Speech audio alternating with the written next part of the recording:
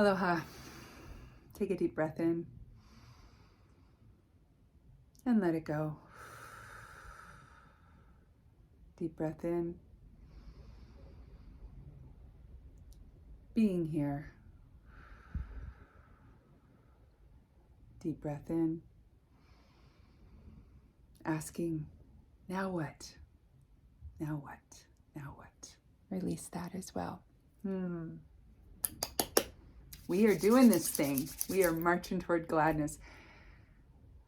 I want to invite you into a sense of responsibility, the ability to respond. This is the 10th distinction of an extraordinary life. This is the second distinction in the realm of service. This is a place of utmost importance. Responsibility, as it's classically defined, is the state or fact of having a duty to deal with something or having control over someone. Responsibility in the extraordinary sense, the state of owning your world and how you show up in it. Responsibility, the ability to respond. So the pain point that we often face, and when I talk about the pain point, these are the obstacles that get in the way of having responsibility. It's when we perhaps find ourselves walking on eggshells in certain relationships where we can't be our authentic self. We have lost touch with our true nature and we operate from that false self. The state of really owning your world means you don't walk on eggshells. It means recognizing we are not me whenever we're in relationship with someone else, that there is that island nature, that island consciousness for each of us where we are fully sovereign to ourselves and recognizing the otherness of the other. That is our responsibility, to recognize we are not me. In other words, people don't see the world the way you do.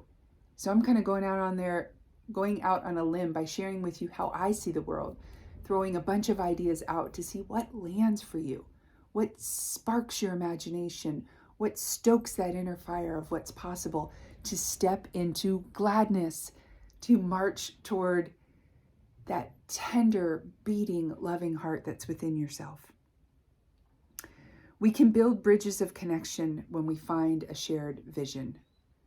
I have found this to be true as I move around the world, move around circles of connection and community, and a lot of differences exist.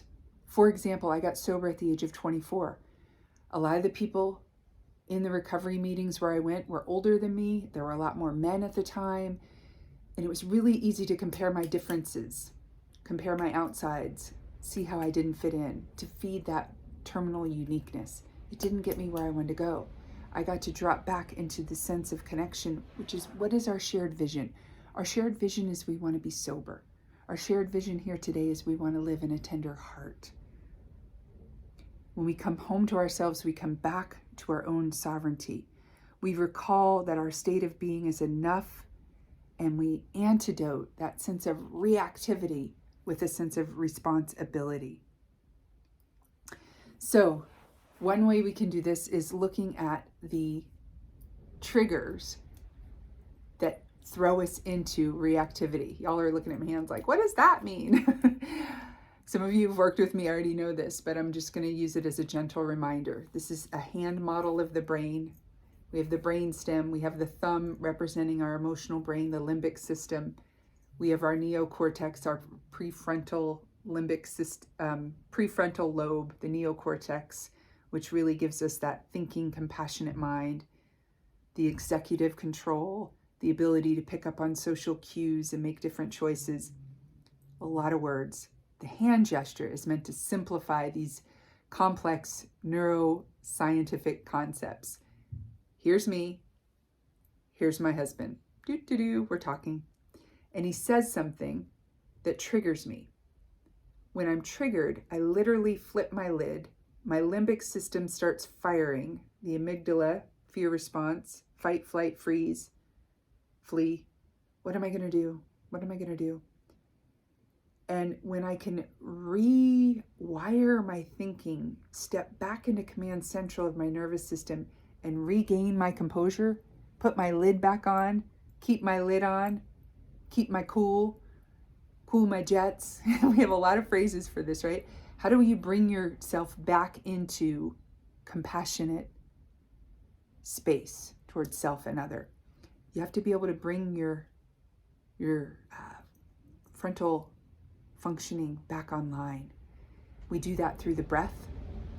We do that through awareness. We do that through tender, loving attention to the present moment. So all the things we've been working on for all these days leading up to today are helping to do this. Step into a place of responsibility. The realm of service is like the PhD level of living. To recognize our interdependence, that we're all connected, to recognize that sense of responsibility of, okay, we're all connected, but I can't fix anybody else. This is where it gets really slippery, folks. This is higher level functioning. We didn't cause it. Somebody else's addiction, somebody else's health crisis, somebody else's suffering. We can't cure it. We can't control it. And we don't have to contribute to it. This is how we untangle ourselves from the sticky situations of codependent relationships. So saying interdependent is not the same as codependent. I really want you to get that. Interdependent connection means a way of living which uplifts everyone.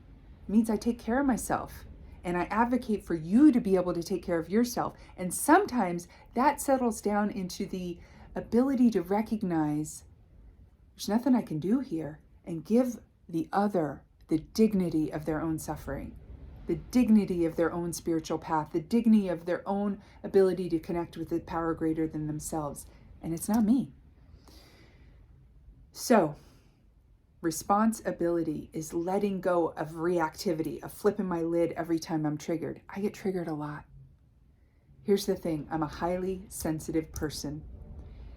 If my sleep's a little off, haven't had a good healthy brekkie, haven't exercised, I'm standing in the kitchen, somebody can come around the corner and it'll startle me. I get a nervous system response. Some say I'm hypervigilant, exaggerated startle response.